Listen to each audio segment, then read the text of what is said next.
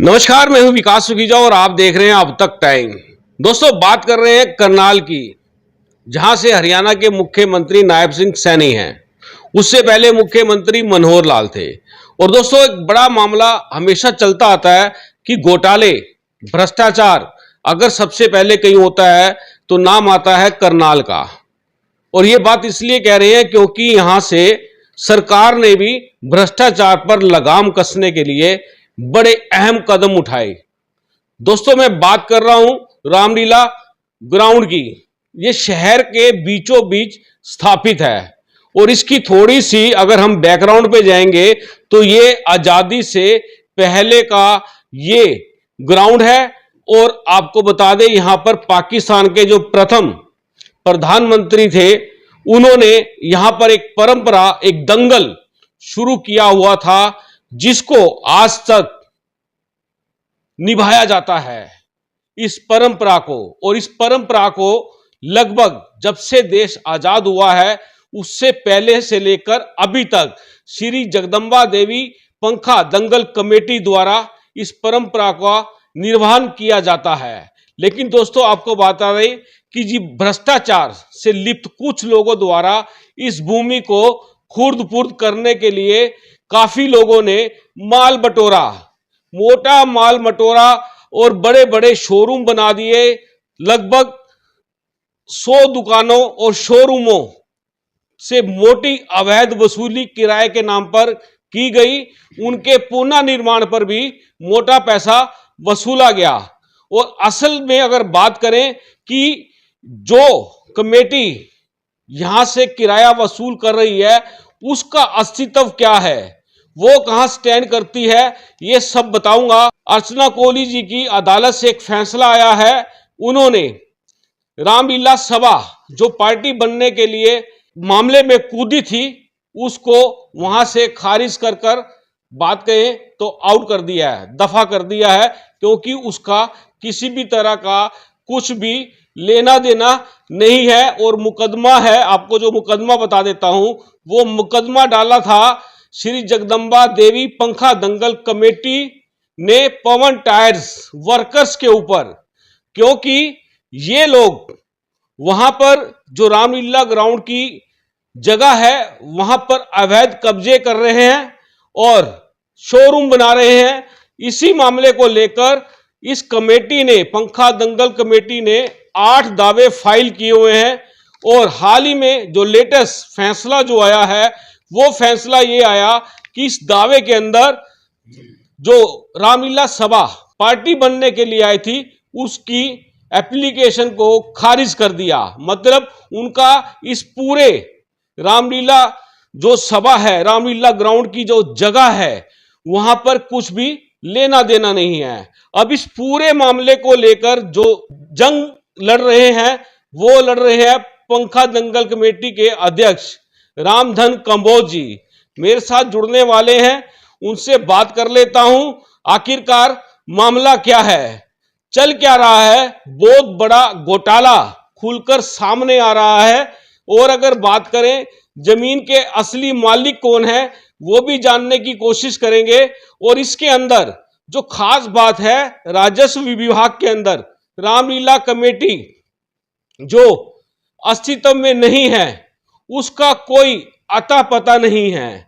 हालांकि बात करें तो जो रामलीला कमेटी थी वो कहीं ना कहीं यहां पर इन्वॉल्व थी, लेकिन वो अस्तित्व में नहीं है, वो खत्म हो चुकी है, कहां गई है, ये सब रामधन बताएंगे। और जो मामला खासतौर पर मैं आपको बता रहा हूं कि रामलीला सभा जो पार्टी बनने आई थी, उसने यहां से लाखों करोड़ों की लूट मचाई, ये आरोप रामधन कंबोज के हैं। चलिए सीधी बात कर लेते हैं, उनका क्या कहना है इस पूरे मामले को लेकर। दोस्तों, मेरे साथ जुड़ चुके हैं पंखा दंगल कमेटी के अध्यक्ष रामधन जी, उनसे बात कर लेते हैं पूरा मामला क्या है। लेकिन एक बात बता देता हूं, मैं अवैध कब्जे होने शुरू हुए, छोटी छोटी दुकानों को तोड़कर पीछे से बड़े बड़े कर दिए गए, 3-3 मंजिला शोरूम बना दिए गए। इस मामले को हमने बड़ी प्रमुखता से उठाया था और इस पर कहीं ना कहीं पुलिस फोर्स भी पहुंची थी, काम रुकवाने का भी प्रयास किया था, लेकिन फिर भी कहीं ना कहीं आखिरकार उनके मंसूबे कामयाब हो गए। रामधन जी, क्या पूरा मामला है, क्या बताना चाहेंगे?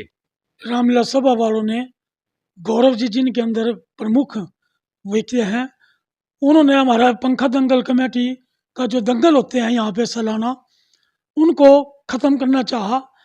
उनकी दंगलों को जो है बंद करने के लिए सिटी थाने के अंदर मेरी जो है दरख्वास्त दी कि जी ये हमारी जगह के ऊपर और नजायज़ कब्जा करते हैं और ये इस तरह से दंगल कराते हैं।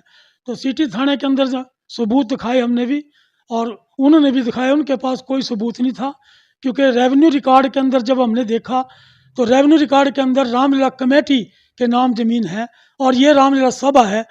तो इस पर हमने जो है कोर्ट में पहले स्टे लिया, निगम के खिलाफ लिया, क्योंकि यहाँ पे कचरा बहुत ज़्यादा डालते थे और जिसकी वजह से यहाँ पे जितने भी स्कूल थे, कॉलेज थे, बस स्टैंड थे या राम व्यायामशाला हमारी जो दंगल कमेटी की है, उसमें सब बीमार होने लग गए थे बच्चे। तो फिर इसके खिलाफ पहले उनको निगम वालों को हमने कहा कि भाई साहब यहाँ पे ना गिरो ये कूड़ा, तो वो नहीं माने। तो फिर हम कोर्ट का सहारा लिया, कोर्ट से हमारे को स्टे मिला। अब स्टे के बाद जिस वक्त हम दंगल कराने लगे तो रामलीला सभा वालों ने इसके थाने के अंदर जा करके दरख्वास्त दी। तो वो कहने लगे जी ये हमारी जगह है। हमने कहा जी हमारी जगह है, हम तो दंगल जब छोटे छोटे से थे तो उस वक्त भी हम यहाँ पे दंगल देखने आते थे, आज हम इसको कराते हैं।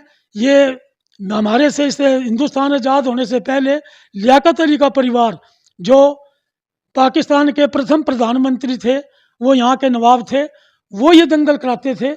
और वो जो उनके पार्टीशन के बाद जब वो यहाँ से पाकिस्तान चले गए तो उसके दौरान बाद श्री भगत राम बजाज जी ने ये श्री जगदम्बा देवी पंखा दंगल कमेटी के नाम से ये संस्था बनाई और वो आज तक ये दंगल कराती चली आ रही है। कोरोना के समय में सिर्फ 1 साल दंगल नहीं हुआ, वरना ये लगातार दंगल चले आ रहे हैं। और कोरोना के टाइम में भी लोग जिस वक्त मर रहे थे, लेकिन लोगों ने बार बार मेरे को फ़ोन कर रहे थे कि जी दंगल क्यों नहीं कराते। मैं कहा भाई इनकी परमिशन नहीं मिली। तो परमिशन ना मिलने के बावजूद भी लोग कहते थे कि दंगल आप कराओ, कोई बात नहीं। लेकिन जब ये परमिशन मिली हमारे को और दंगल करने लगे तो इन्होंने थाने में दरख्वास्त दे करके दंगल को बंद कराने की कोशिश की। और उसके बाद सिटी थाने के अंदर जब हमने स्टे दिखाया और साथ में पब्लिक की आवाज़ उठी, ये लोग जो दर्शक दीर्घा पीछे बनी हुई है जिसमें बैठ करके लोग कुश्तियाँ देखते हैं, उस जगह को इन्होंने कोरोना के टाइम में पौड़ियाँ तोड़कर और बड़े बड़े शोरूम उसमें बना दिए। 8 जन दुकानदारों को इन्होंने जगह दी पीछे, जिनके खिलाफ पंखा दंगल कमेटी ने कोर्ट से स्टे ले करके और उनके खिलाफ मुकदमे अब किए। ये रामलीला सभा वाले उसके अंदर पार्टी बनने के लिए इन्होंने दरख्वास्त दी। अर्चना कोहली जी की अदालत में ये केस पवन कुमार वर्सेस श्री जगदम्बा देवी पंखा दंगल कमेटी वर्सेस पवन कुमार टायर्स वर्क के नाम से मुकदमा वहाँ पे था और उसमें ये पार्टी बनना चाहते थे। लेकिन 7/3/2024 को अदालत ने इनकी दरख्वास्त को खारिज किया कि ये पंखा दंगल कमेटी का इस पे कब्जा है, आज तक चला आ रहा है। उसके बाद हमने अपने दंगलों को चालू किया। करनाल के एसपी को भी हमने दरख्वास्त दी थी, क्योंकि ये बीच में इंटरफेयर करने लग गए थे। तो उसके बाद उन्होंने डीएसपी के जिम्मे लगाया। मौके पर जाकर डीएसपी साहब ने सब कुछ देखा। उनमें 2 दुकानदारों ने पीछे पिलर रामलीला सभा के इसके जो कमेटी के हमारी दंगल कमेटी के उसकी जो दर्शक दीर्घा पब्लिक की है, उनमें उन पौड़ियों को अपने शोरूमों में मिलाने की कोशिश की थी और उसके खिलाफ हमने अपने दरख्वास्त एसपी साहब को दी थी। और एसपी साहब ने उसके बाद डीएसपी को जब उसको मार्क किया तो डीएसपी ने मौका देखा और मौका देखने के बाद उस पार्टी को जो अनिल कुमार है उसको इसके लिए रोका कि भाई ये गलत काम है और दोनों पार्टियां हमारे पास आओ। हम उसके बाद डीएसपी साहब के पास उन्होंने हमारे भी बयान लिए, सबूत लिए और दूसरी पार्टी के भी बयान लिए और सबूत लिए। लेकिन उसके बाद ये उसके खिलाफ और कोर्ट में जब गए तो अर्चना जी कोहली जी ने इनको पार्टी ने ही इसमें बनाया। इसमें बड़ा सवाल है रामधन जी कि आखिरकार ये जो रामलीला सभा है ये पार्टी क्यों बनना चाहती थी, कारण क्या है? क्योंकि जहां तक देखा जाए जितने भी दुकानदार हैं उनसे किराए की वसूली की बात भी सामने आ रही है, और बात करें कि छोटी छोटी दुकानों के बड़े बड़े शोरूम बन चुके हैं। ये सब क्या किसका खेल खेला गया? ये सारा रामलीला सभा जो वो खेल खेल रही है उन लोगों से पैसे लेते हैं। इन्होंने पिछली तरफ भी 50-50 लाख रुपए लेने के जो उनसे कहा कि हम पीछे आपको रामलीला ग्राउंड के अंदर ये जगह देंगे आपको, और इन्होंने उनसे वसूली करनी चाहिए, लेकिन वो लोग इनके बकावे में नहीं आए क्योंकि हमारा मुकदमा जो चल चुका था, जिसकी वजह से वो एक बहुत बड़े घोटाले के अंदर बच गए। वरना ये पैसे 50-50 लाख रुपए एक एक दुकानदार से लेकर और उनको शोरूम बनाने की वो कोशिश ये कर रहे थे। इन्होंने कई शोरूम बनाए भी हैं, लेकिन वो सारे कोरोना के समय में जिस वक्त लोग अपने घरों से बाहर नहीं निकलते थे, उन पौड़ियों के नीचे से मिट्टी निकाल निकाल कर इन्होंने उसमें अपने कब्जे किए। उन्हीं कब्जों के खिलाफ हम कोर्ट में गए और कोर्ट से स्टे लिया और कोर्ट के अंदर अभी वो मुकदमे विचाराधीन है। बात करें कमोर साहब, जिस तरह से कब्जे हुए, अवैध कब्जे वहाँ वहाँ हो चुके हैं, उनको भी क्या वापस लेने के प्रयास किया जा रहा है? और जो रामलीला सभा के ऊपर जिस तरह से आप आरोप लगा रहे हो, वो सारे के सारे आरोप जो हैं वो कहाँ तक सिद्ध होने वाले हैं? ये रामलीला सभा वालों ने ही उनके कब्जे करवाए और उनसे पैसे की वसूली करी, कुछ नंबर 1 में की और कुछ नंबर 2 में की, क्योंकि उन्होंने ये इतने पैसे जो ये करते हैं, 100 से ऊपर दुकानें ये इसमें बनी हुई हैं और उन दुकानों के ये नाजायज पैसे लेते हैं और इसमें करोड़ों रुपए का ये घपला जो पाएगा, क्योंकि ये रामलीला जो ये दशहरे का मेला जो उनसे करते हैं उसको भी रामलीला सभा के नाम पे और अब ये करते हैं, लेकिन जगह को हड़पने के लिए ये सारा इन्होंने प्रोग्राम वो बनाया था जो कि गैर कानूनी है। क्योंकि जब ये मालिक ही नहीं है उस जगह के तो ये किराया किस बात का लेते हैं उन दुकानदारों से? अगर बात करें मालिक कौन है इस समय? मालिक भाई इसकी जगदम्बा देवी पंखा दंगल कमेटी है, क्योंकि वही इस पे कब्जा करे। उनके ही ये दंगल होते चले आ रहे हैं और ये आज से नहीं है, पार्टीशन से भी पहले के चले आ रहे हैं और लगातार चले आ रहे हैं, इसलिए दंगल कमेटी इसकी मालिक है और जो कोई इसका मालिक वो नहीं। सब आपराधिक मामला बनता है। आपकी बात को अगर ध्यान से सुना और समझा जाए, रामलीला सभा के खिलाफ आपका क्या स्टैंड रहने वाला है? कोई कंप्लेंट फाइल करने वाले हैं आपराधिक मामले के अंदर? रिकवरी शूट डलता है इसके अंदर? आपकी क्या तैयारी है? मैं अपनी मीटिंग बुला करके और उसमें इनके आपराधिक मामले के अंदर जो इनका चालान कराऊंगा, क्योंकि ये गलत वसूली वो कर रहे हैं और इस तरह से लोगों का बेवकूफ़ बना रहे हैं और अपने पैसे उसमें से ऐंठ रहे हैं। तो मैं इसको ठीक नहीं समझता, ये बहुत बड़ा स्कैंडल है और इसके खिलाफ हम पूरी आवाज़ उठाएंगे।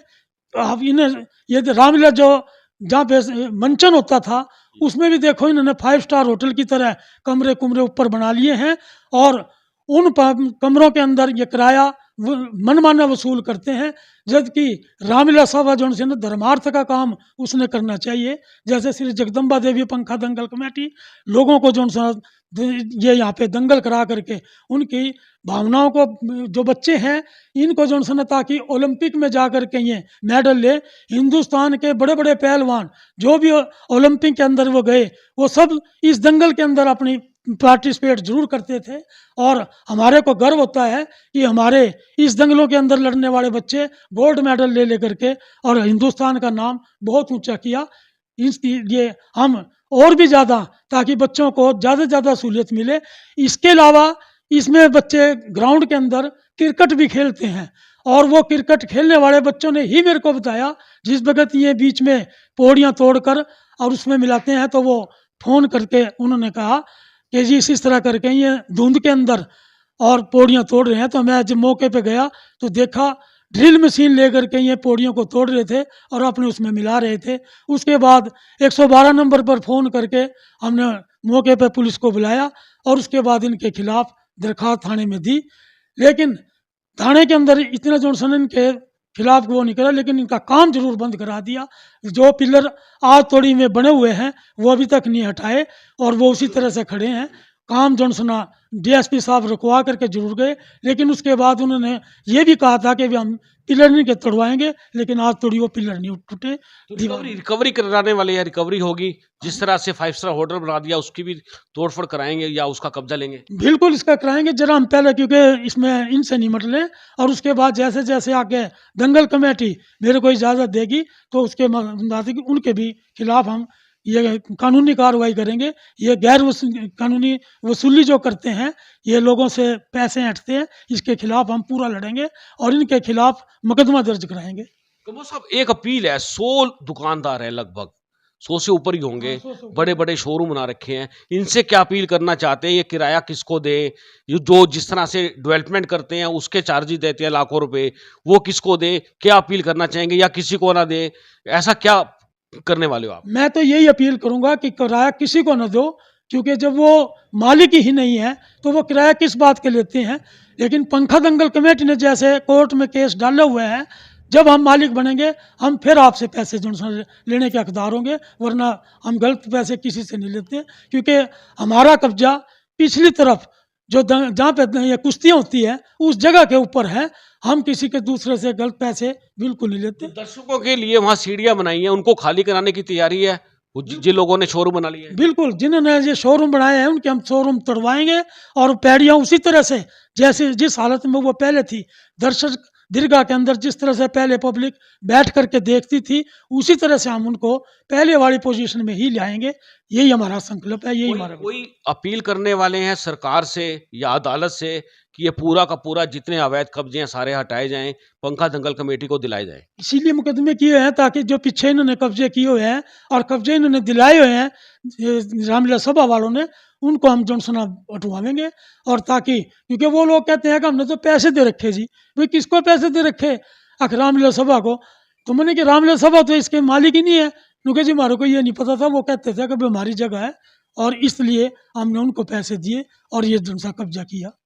बिल्कुल दोस्तों, ये थे मेरे साथ रामधन। और आपको बता दें मेरे पास ये कोर्ट्स के ऑर्डर हैं, ऑर्डर कॉपी मेरे पास यहाँ मौजूद है, सारे की सारी नोटिफिकेशन जो जो हो चुकी है, कितने दावे डले हैं, पूरा एक एक सबूत की अगर बात करें और एक एक प्रमाण की बात करें, ये सारे के सारे प्रमाण हमारे पास आ चुके हैं। दोस्तों, हम चाहेंगे इस खबर को ज्यादा से ज्यादा शेयर कर देना। आपका क्या कहना है ये कमेंट बॉक्स में जरूर लिखना। आप देख रहे हैं अब तक टाइम्स में हूं विकास सुखीजा। नमस्कार, जय हिंद, जय भारत।